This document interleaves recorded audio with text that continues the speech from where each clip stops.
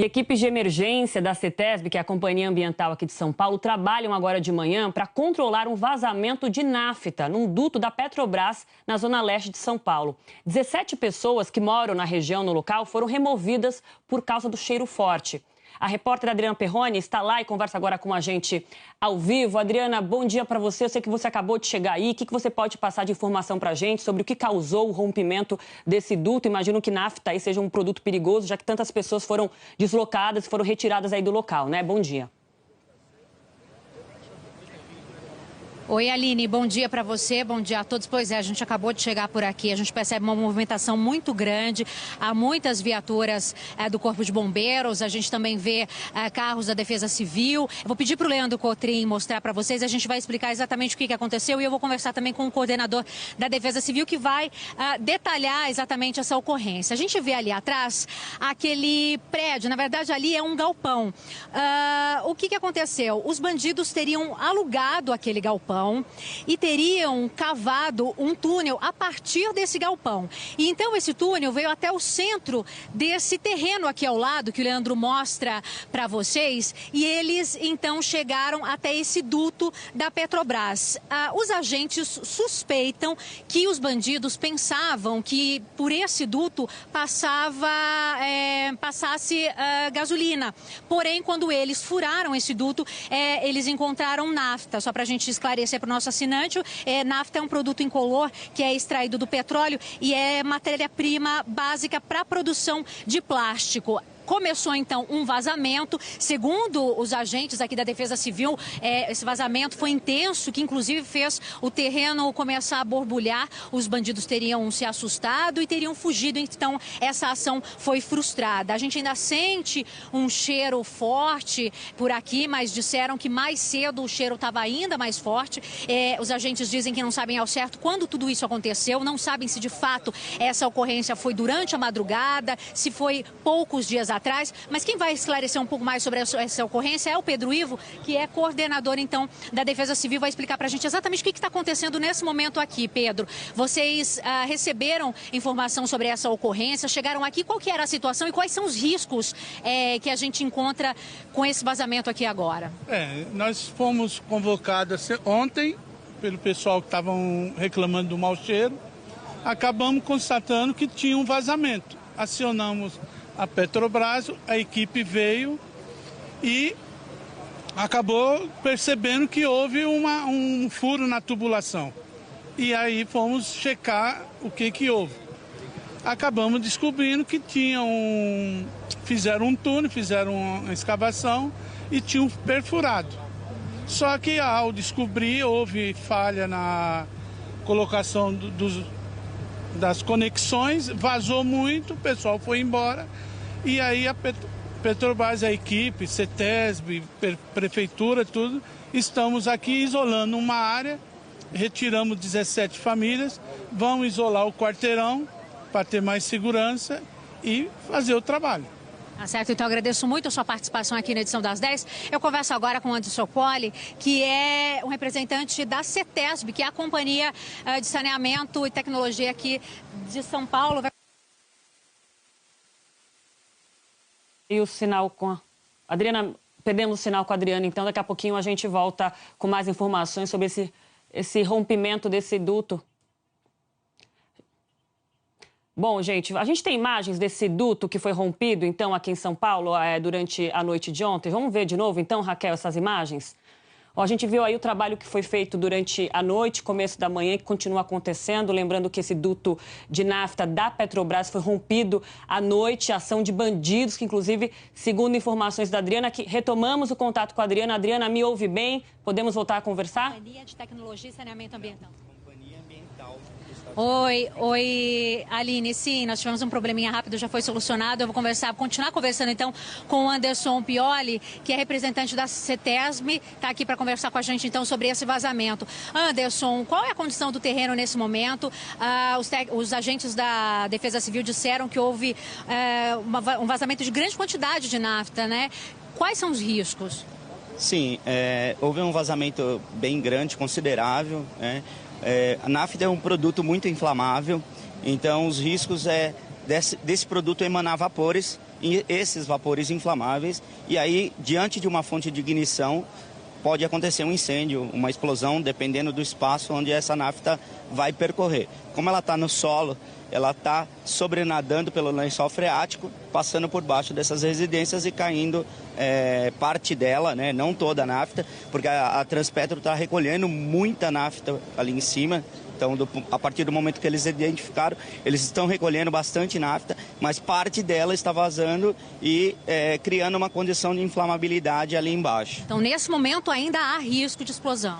Na verdade, assim, nós detectamos esse risco hoje no início da manhã, porque a gente foi acionado ontem, era por volta de meia-noite, e durante a noite não era possível identificar exatamente onde era o risco. Identificamos hoje a partir do momento que o dia clareou, e aí sim exigimos da Transpetro que instalasse um sistema de exaustão na galeria por onde ela está saindo. Esse sistema de exaustão diminuiu bastante o risco, fez com que o risco tornasse uma condição mais considerável, mas ele não pode parar até que seja estancado o vazamento, que ainda não foi estancado, e aí pare de ir o produto para lá. Só um segundinho, Raquel. Oi, Adriana, eu queria aproveitar isso que o Anderson estava falando e perguntar para ele por quanto tempo esse produto pode ficar agindo no solo e ser perigoso para as famílias, né? Foram 17 famílias removidas, mas quando é que elas podem voltar? Até quanto tempo esse produto fica agindo aí e ainda oferece risco para a população?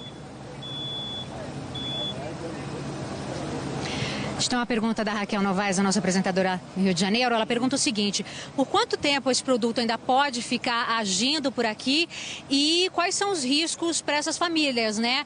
Por quanto tempo essas famílias vão ter que ficar afastadas de suas casas e quando que elas vão poder retornar com segurança? Nesse momento não é possível determinar tempo, né? A gente ainda tem o vazamento lá, ou seja, o produto ainda, parte dele está migrando. E como ele está migrando pelo lençol, a gente não consegue identificar exatamente onde ele está entrando dentro de uma galeria. Então, vão ser necessários aí estudos melhores, que nós vamos exigir da Transpetro para que faça esses estudos e que faça uma ação de remediação, que a gente chama, que é remover esse produto do solo. Enquanto esse produto não for removido, normalmente a situação, ele vai continuar migrando para a galeria. O risco, na verdade, é isso que eu te falei. Ele entrar num espaço confinado e aí gerar vapores dentro desse espaço, que seria a galeria, e aí deixar numa condição de explosão. Esse é o principal risco, que a gente chama de risco emergencial, que é o que a gente está tomando cuidado agora para que não aconteça. Então, enquanto esse exaustor estiver ligado e essa condição, a gente monitorando, a gente exigiu que eles façam monitoramento nessa galeria, onde é possível monitorar, porque ela passa exatamente embaixo dessas residências. Então, enquanto estiver monitorando, as concentrações estão baixas, a gente pode falar que o risco de explosão não existe, mas tem que ser feitos estudos posteriores. Anderson, a gente tem mais uma pergunta agora da Aline, nossa apresentadora aqui de São Paulo. Oi, Aline. Dri, o Anderson falou muito sobre essa questão do risco de explosão. Eu queria perguntar sobre contaminação do lençol freático, de água, por exemplo, da rede de água tratada.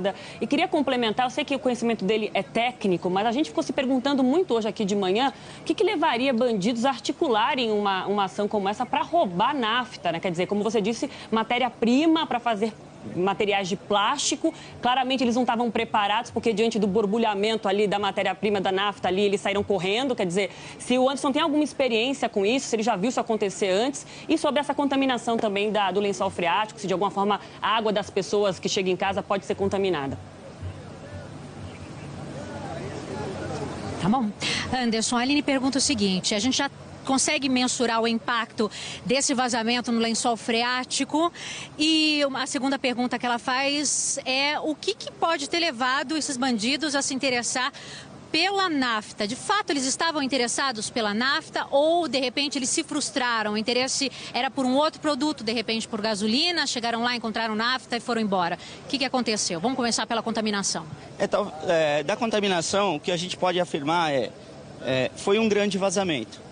Esse produto, com certeza, percolou pelo solo, com certeza ele está em uma determinada camada do lençol freático, normalmente em cima, porque ele é um produto que fica sobrenadante à água, então, com certeza, ele está por cima do lençol freático.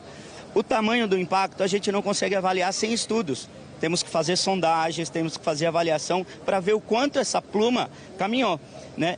O que dá para a gente avaliar é que o trabalho da Transpetro foi rápido. Eles detectaram, né? A partir do momento que detectaram, já escavaram e começaram a bombear. E estão bombeando até o presente momento e, portanto, por toda a noite eles permaneceram bombeando e nós acompanhamos o bombeamento o quanto era possível bombear. A gente não sabe quanto isso caminhou pelo solo. É difícil dizer quanto ele caminhou, mas com certeza ele está na água, ele está no lençol sobrenadante. Agora, pode ser pouco ou pode ser muito, eu não consigo afirmar nesse momento. Teremos que fazer estudos. Quanto à expectativa dos bandidos, dos criminosos, eu não sei, a nafta não é um produto tão fácil de ser comercializado, né? Talvez eles estariam interessados ou em óleo diesel ou em gasolina, porque esse duto, ele, segundo informações da Transpetro, ele é utilizado para bombear nafta, para bombear óleo diesel, para bombear gasolina, então ele poderia estar bombeando e de repente, por um erro deles, não sei como, estava com nafta. Talvez essa pergunta seria melhor para a Transpetro, para falar, eles conseguem comercializar a nafta ou não? Eu não sei te responder isso nesse momento. Certo. Então, o mais importante agora é que a partir do momento que esse vazamento for controlado, vai ser feito um estudo sobre o impacto desse vazamento no lençol freático e também aqui para a vizinhança, para que todos os moradores possam voltar para suas casas e, inclusive, beber água, né? Porque você disse que pode ter afetado a água aqui. Não, aqui os moradores têm água servida da Sabesp, né? Então, esse tipo de risco para a água dos moradores não existe, porque a tubulação da Sabesp ela é pressurizada, então você tem a pressão da água dentro da tubulação que não permite que a nafta entre na tubulação. Por que ela entra na galeria de esgoto? Porque a galeria de esgoto ela não é pressurizada. Então, se você tiver um furo dentro da galeria, com certeza a nafta vai entrar e aí por isso que está saindo na tubulação de esgoto ali embaixo, tá? Então, quanto a isso, a água para os moradores pode ficar tranquilo que esse risco não existe, a não ser que alguém utilize água do lençol freático, um poço, alguma coisa, aí sim eles devem ficar preocupados, mas o que eu acho que não é o caso nessa região. Tá? Agora, o lençol tem que ser feito um estudo e isso vai demorar um pouco para saber realmente a extensão dessa pluma. Certo, mas quanto tempo a gente deve ter de trabalhos aqui, então, para conter esse vazamento? A última vez que eu fui lá na área quente, eles estavam fazendo o acesso à tubulação e aí iam colocar um desvio para que essa nafta caísse dentro de um tambor para que parasse de migrar para o solo e as bombas começassem a recolher a nafta do tambor. Isso daí praticamente eu acho que já está concluído agora, porque eu estou um tempo aqui esperando para entrar ao vivo, e então já deve estar concluído. Ou seja, estão bombeando agora de um tambor, de uma área de sacrifício que a gente chama. Posteriormente, eles vão tentar o acesso para tampar o vazamento, né? Obrigada, viu, Anderson? A gente agradece o Anderson Poli, da CETESB, engenheiro, dando aí as orientações, as explicações para os moradores aí de São Miguel, que por conta de uma irresponsabilidade, né, de um crime, tentativa de furto ali de combustível, então os bandidos furaram uma tubulação e vazou nafta ali na região de São Miguel, na zona leste de São Paulo.